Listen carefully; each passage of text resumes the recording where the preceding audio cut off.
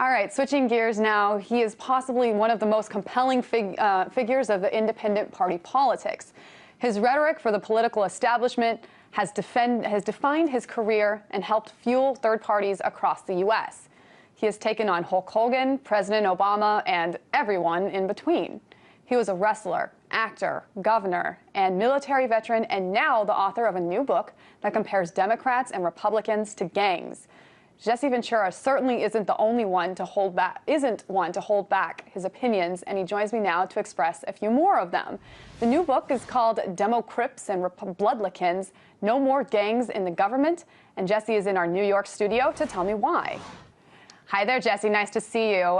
So let's get to your book in just a minute, but first I wanted to get your opinion on the news coming out today from the Middle East in the wake of this anti-Muslim film. What's your take? Well, my take is I very much am like Congressman Ron Paul. I think that we should pull out and remove all foreign aid. We should get rid of foreign aid and don't have it anymore, because all foreign aid is bribery. And if they don't like us, then why are we there? You know, that's the way I view it. And it's that simple to me. And foreign aid is no different than what they've set up here in the United States with our political system. It's all based upon bribery. Ron Paul put it great when he said, here's the definition of foreign aid: taking money from poor people in the United States and giving it to rich people in other countries. That's what foreign aid is. And so if they don't want us over there, I'm all for pulling us out, bringing us home, and let them fend for themselves. Why should we be there? What's our purpose in the Middle East? And Jesse, while the U.S. hasn't seen anything like the riots in the Middle East, we have seen a movement that attempted to take back the streets. Of course, talking about Occupy Wall Street. Now, you, of course, supported the movement. I think I even read a report that you were you went into a hardware store and you bought as many hand warmers as you could get your hands on to give them out to the protesters. Can you talk about the Occupy movement just a little bit? Well, the Occupy movement, I agreed with it because their message was simple.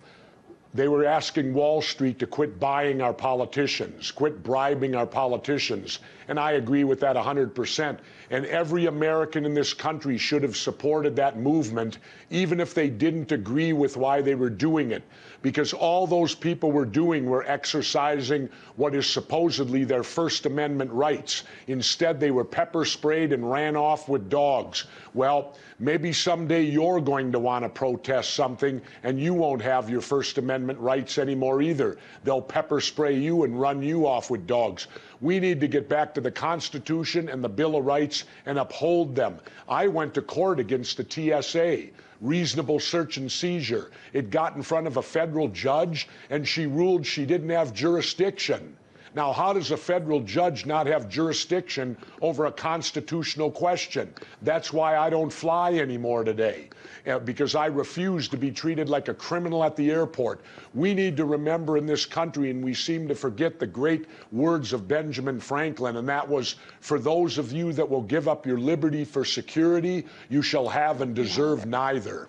Yep, I remember that quote very well. Jesse, now let's start talking about your book a little bit. It is, of course, called Demo Crips and Bloodlicans. Go ahead and explain it a little bit to me and to our viewers, and tell us what you were hoping to get out of it. Well, they're just like street gangs. They've even stolen their colors. You know, all gangs have colors. Well, what's a blue state? That's a Democratic state. Blue happens to be the color of the street gang, the Crips.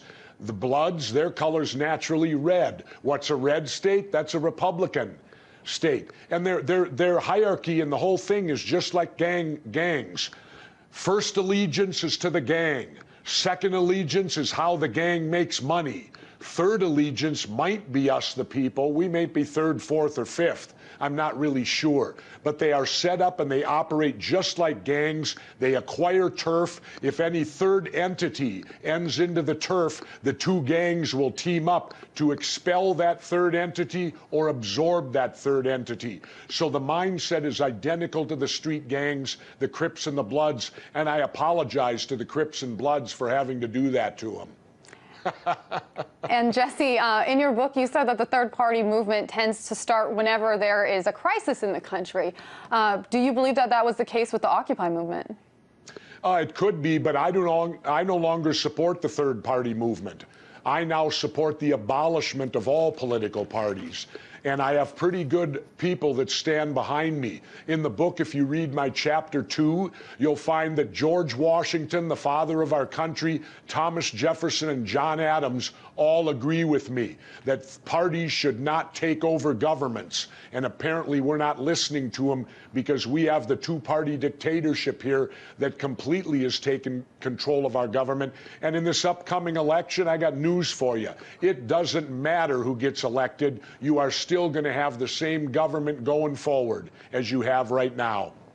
In fact, Jesse, I think in your book you wrote that if a third party was to come into power, it would have to require a lot of money, and that you would see not a two-headed monster, but a three-headed monster. But back in 2008, we saw the party movement really gain, the third party movement, Tea Party movement, excuse me, really gain steam. They, of course, had powerful financial backers. You even said in your book that you think it was co-opted by billionaires. Now, they're still going strong, and the U.S. Is changing its political discourse because of that. Now, that hasn't happened as much with the OWS movement. It's changed the dialogue, yes, but changed the policies, maybe not as much. So is money the only option? Well, money's what drives it all. You know, they've created a system now. The worst thing that ever happened was them, the Supreme Court, saying corporations have the same rights as individuals and money is free speech. Do you realize China could control an election here now? All they have to do is form a corporation and they can funnel all this money into these super PACs. And the real bad thing about it, I'm not necessarily opposed to all the money, but there should be full disclosure. Where does the money come from? And they don't even have to do that now. So a foreign country could literally control the elections of the United States of America by pumping money, and that used to be illegal here. But now, thanks to our Supreme Court, it isn't anymore. And Jesse, actually, in your book, I know that you kind of made a funny joke about the fact that President Obama and Mitt Romney and all the other candidates might as well be wearing NASCAR suits. We actually made a graphic just for you to show you what our artistic interpretation of this is. So it's Mitt Romney and Barack Obama in their little NASCAR suits with all their sponsorship stickers. So you've been an you wrote in this book that you now no longer support third parties. I know that you supported Ross Perot not once but twice in the presidential elections, and now you're backing Gary Johnson. But in your book, you said you don't even support third parties anymore. So are you sticking with Gary Johnson? Oh, absolutely. I'm sticking with Gary Johnson. He was governor of New Mexico when I was governor of Minnesota. I have to vote for someone because I do vote in every election. I just never vote for Democrats and Republicans. And you know, they always tell you if you vote for a third entity, you're wasting your vote. I'd like to reverse that thought and have people understand if you vote for a Democrat or Republican, you've wasted your vote because you're going to get the same government no matter who wins over there.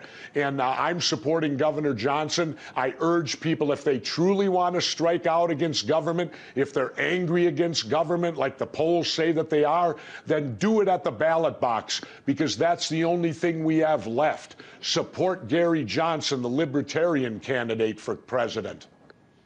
But Jesse, I mean, what you're saying is in your book, you're saying, I don't believe in third-party politics. I believe you called it a no-party system. But now you're saying you support third-party. No, I'm saying I have to vote for somebody and the parties are still there. I'm calling for the abolishment of all parties. Well, that's not going to happen overnight.